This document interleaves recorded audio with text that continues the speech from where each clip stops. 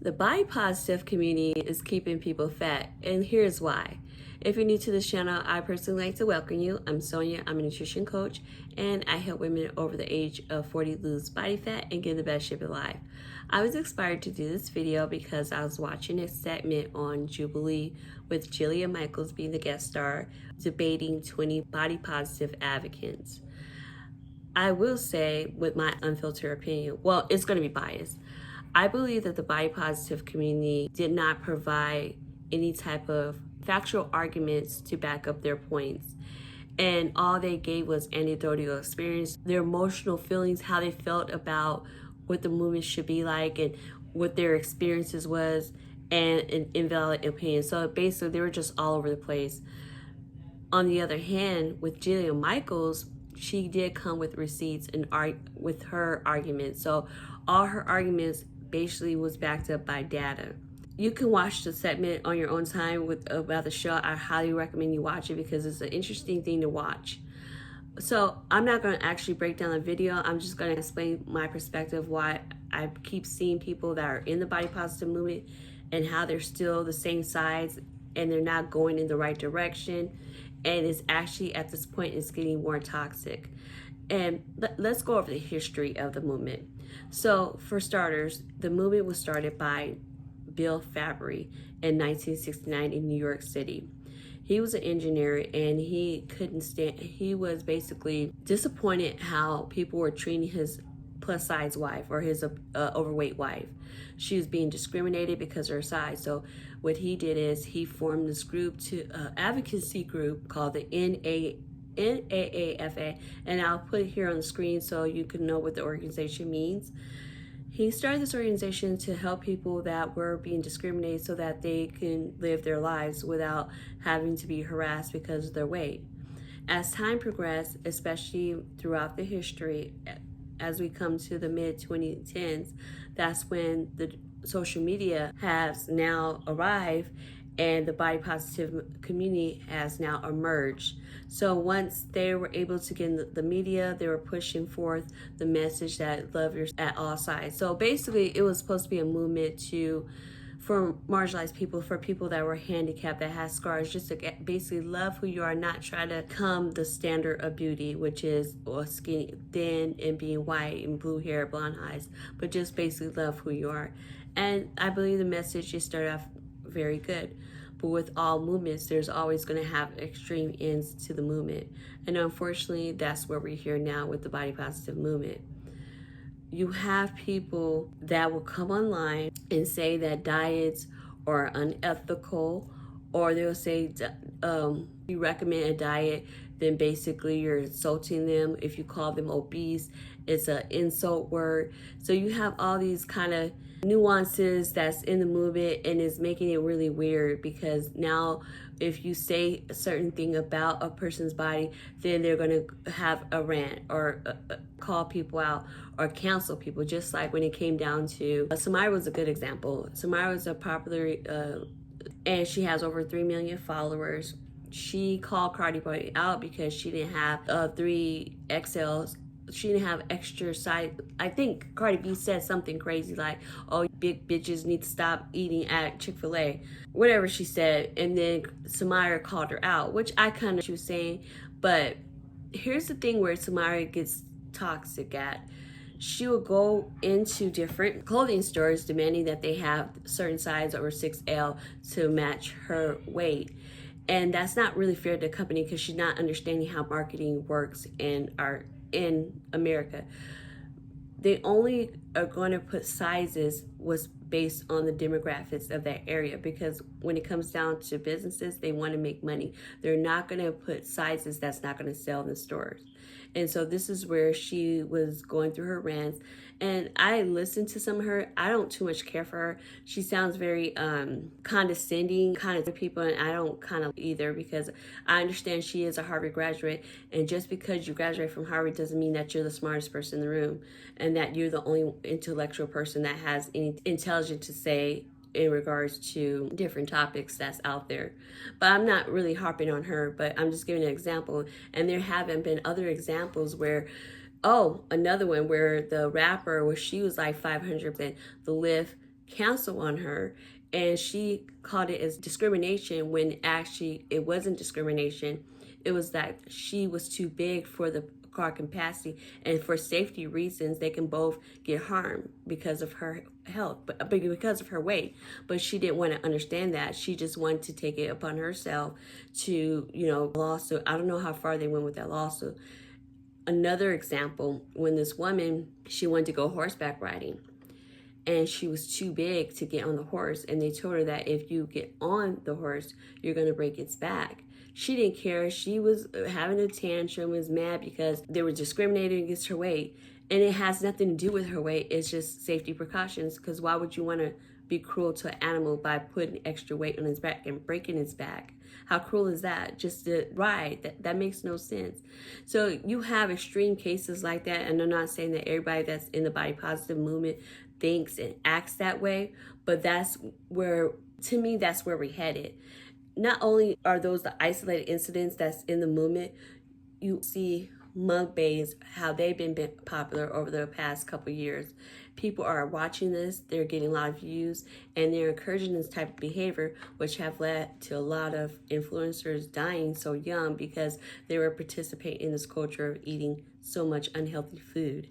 So this is the extreme parts of the movement. Like I said, there are some good, because there are going to be parts of it that's going to be beneficial, but where we're at right now is not beneficial, and it's been going to hell, in my personal opinion. So here's some things that I feel the body positive movement needs to in this direction in order for it to get better, in order to revamp the image so that everybody can be inclusive and it can actually be beneficial to everybody. So number one, they need to have acceptance. Accept the fact that obesity is not a slur word, it's a medical term. Call it for what it is, because I'm tired of the pacifying of the words and try to make it where we're calling it toxic empathy. I think that's a word. I don't even know if that's but basically toxic positivity, where we're trying to stay away from saying certain things because we don't want to hurt people's feelings. And it's not that we're hurting their feelings. Truth hurts sometimes. However, truth is very transformative. You are going to be hurt by the truth, but it's going to cause you to be better. It's going to cause you to recognize your situation and become the best version. Just like when alcoholics, drug addicts, and gambling, when they go into their meetings, the first thing they make them do is accept or acknowledge that they do have a problem, because a person cannot be helped if they do not acknowledge that they have a problem. So calling a word obese for what it is, acknowledging that there is an issue so that we can work. The second thing they need to do is take accountability for the health. Now, I know people are going to come for me and say, oh, genetically born this way, they might have health issues. I'm acknowledging all that. We get that. In most cases, in the majority of the people, the reason why we got here is because of the overeating, the lackadaisical, can't even say it right, basically the sanitarian lifestyle. As Americans, as humans have evolved, we're more sitting at the desk. We're not walking as much. We're driving through cars, especially if you live in a city where it's not walkable. You're more than likely going to be traveling through the car and sitting all day, and that's not bad for your body. That's bad for your body mechanics. And this has gone a lot of ways. So it's like some variations, but my point is we need to acknowledge the fact that Americans are getting overweight, and is not necessarily due to these genetics. It's also due to the poor quality health that we have now. And I feel that as body positive advocates, instead of advocate for, which they should advocate for discrimination, they should be lobbying for healthy choices. They should be going down to the Congress people, asking for, but basically fighting for not drug companies, food companies to stop adding additives to our foods, like red dye, all these chemicals that are killing us, that's making us obese. Nobody's out there advocating for them to stop these food companies from actually poisoning our food, or lobbying for more farmers, or for gardens to come into these areas that have food deserts. We need to push more for that. I feel like as body positive, in order for you to actually love your body, you want to put good things in your body. in order to prosper. People can lie all day and say that they love their body, the size that they are, until they get on Ozempic and lose the weight. But you actually really don't love your body, because you would never put toxics in your body that you know in you just because it tastes good. You would rather eat that fruit because you know, or that vegetable is going to give you the energy and it's going to sustain your life and it's going to make you more healthier. So I don't care what these people say that they love their body the way it is. They do not. And if they can have a miracle drug, they will take it in a heartbeat to lose weight. And we saw examples of that. Lizzo was a prime example. She flying around how big and wonderful she was and how she loved her big body, and then she loses weight. So yeah, people put on the front and say that they actually love the way they are, but deep down inside, they do not like the way they are. But I just say all that to say that we need to have acknowledgement in this type of group so that we can move forward in order to get better programs to fight against obesity. Because I feel like with body positivity, we need to fight against obesity, because this does not make sense that America has a big obesity issue, and the number one cause of diseases in America is heart disease. And some of this is all preventable, like diabetes, type 2 diabetes is preventable, but we won't advocate for the right things. And number 3 is they need to stop with the excuses. This is the reason why they're stagnant, is because they would not stop with freaking excuses. When I was watching the Jubilee show, all you can hear is, oh, I tried these diets and they just didn't work.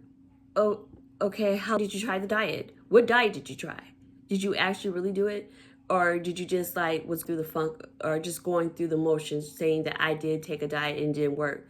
Oh, I went to the gym every day. Well, did you just go to the gym one day of the month and then quit? And I'm not trying to be funny, and I'm not trying to be kind of talk down on people. I'm trying to bring an issue, because we cannot move forward if we will not take the accountability for our actions. And with this culture that we live in, it's very instantaneously, like we 5G internet. We have basically a microwave culture. We want instant results. And with this culture, especially when you have a lot of weight to lose, you're going to have to delay the gratification. It's not an easy fix. It may take you 1 year, 2, 3 years. I don't care about those commercials where they see people pop up and say, I lost 50 pounds in 5 months. I mean, cool for them. But most people, if you're dealing with any type of diabetes issues or any type of hormonal issue, it may take a little bit longer. It's not going to be instantaneously. Just like you didn't gain the weight instantaneously, you're not going to lose it instantaneously. So keep in mind that weight loss does take time. But moving on, I was watching another segment on Jubilee, the fit versus the fat, and I know this white girl that came on with the white dress, she was saying, oh, I don't have time to cook or go to the gym. It's just every time, and I'm not discriminating against nobody that's overweight or obese, but I noticed that there's like a pattern recognition where it's always some type of excuse, like, I don't have time to cook. I got kids. I got this going on. We all got things going on. And I'm not saying that their excuses are not valid at some point. However, the difference between the people that were fit on the show and the people that are obese is that they didn't take the necessary time. And there's so many things on the market, like a rice cooker, what's it called, air fryer. There are so many devices on the market where you can actually eat healthy and meal prep without you going through the drive-thru. The drive-thru is just instantaneously. It's an instant gratification.